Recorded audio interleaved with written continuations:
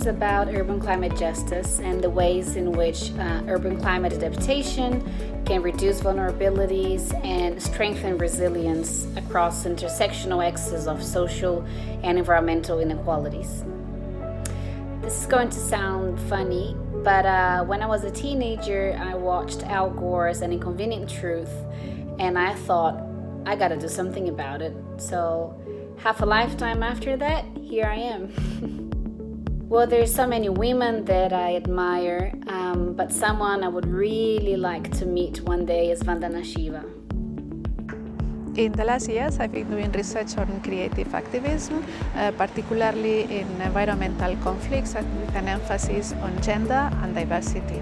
I've been doing this as a Marie Sklodowska-Curie researcher at the University of California, Berkeley, and at ICTA. When I was a toddler, apparently I was asking all the time, what is that and why does it happen?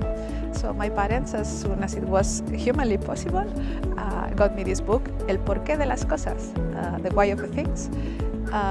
This was actually my first contact with science. I was fascinated by it. I find inspiration in women I actually know. For instance, I gain moral values from the women in my family. Professionally, I look up to women who guided me in my academic career. For instance, in my undergraduate years, the economist Mirne Serreta, or in my graduate years, the ecological economist Shiri Stagel, or now I'm working with Professor Isha Rai here at UC Berkeley. But besides that, my work has given me the opportunity to work with amazing environmental defenders and political activists, such as Yvonne Yanez in Ecuador or the late Elandria Williams in the south of the United States. La meva investigació es centra en l'agricultura tant rural com urbana des dels marcs teòrics de l'agroecologia, l'etnoecologia i l'ecologia política. Bàsicament, estudiant la conservació de la diversitat agrícola i del coneixement ecològic tradicional en agrosistemes europeus. El meu primer contacte amb la ciència va ser amb la Victoria Reyes García i la meva tesis de màster amb el Chimane a l'Amazonia boliviana. I em vaig seguir dedicar a la investigació perquè la recerca em fa fer una feina que em permet ser coherent amb els meus valors ètics. I com a referent, crec que la meva àvia és un referent per mi.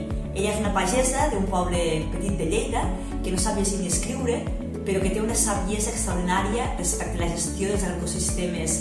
I ella és la imatge propera de totes les dones, tant indígenes com locals, que donen sentit a la meva investigació.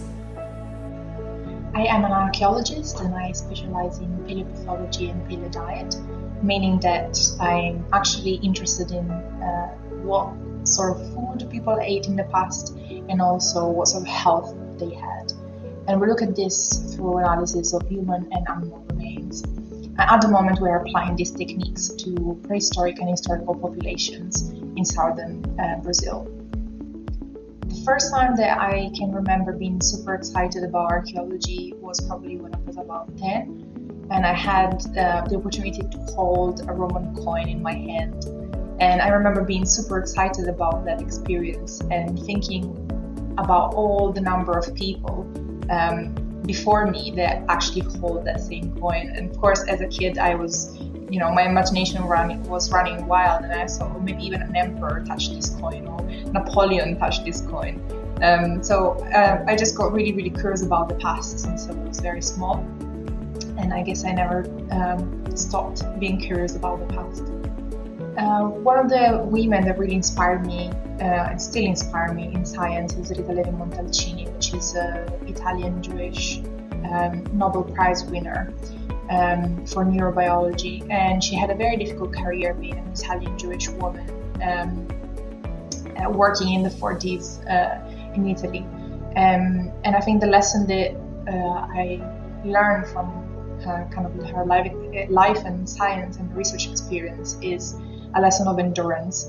So she really stuck to her resolution to be a researcher no matter what happened around her, which I believe is a really great lesson that all of us can learn from.